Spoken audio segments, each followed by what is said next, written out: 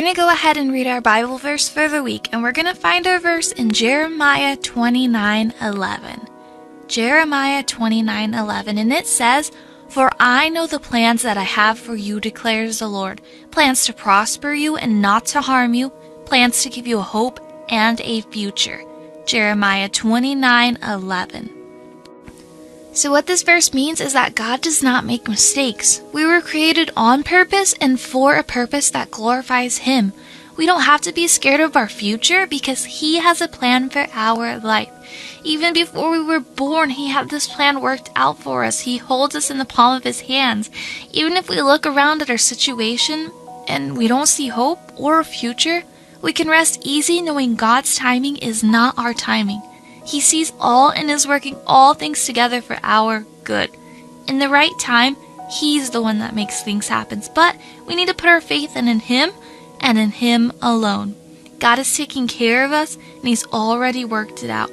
Have faith and trust in Him. Before we end our time together, let's go ahead and read that verse just one more time. So it says, "For I know the plans I have for you, declares the Lord. Plans to prosper you and not to harm you. Plans to give you hope and a future." Jeremiah 29:11. So as we go about our week this week, I want you to remember this verse. So if you get anxiety about the future, or if somebody else is anxious for their future, this can be great encouragement for them. Sometimes it's easier said than done to not have anxiety, but we're humans. Sometimes we feel that emotion. But what's amazing is we get to give it back to God, we get to pray, we get to ask Him for help, and we have verses like this to encourage us. So let's read it one more time.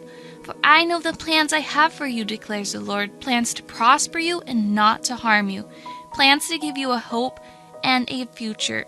Jeremiah 29:11. So we can trust in Him that even if our situation right now doesn't look great, we know that He has an ultimate plan for us and that our future is in His hands. Even if it doesn't look like the way that we think it should look, we know that He's working all things together for our good. He's not just going to leave us hanging, even if that's what it feels like, even if that's what it looks like. We know because of our word, because of the Bible, He is there for us and He is working things together for our good. But we have to have faith and we have to trust in Him. All right, thank you for learning this verse with me this week. I pray that you have a blessed week. Bye.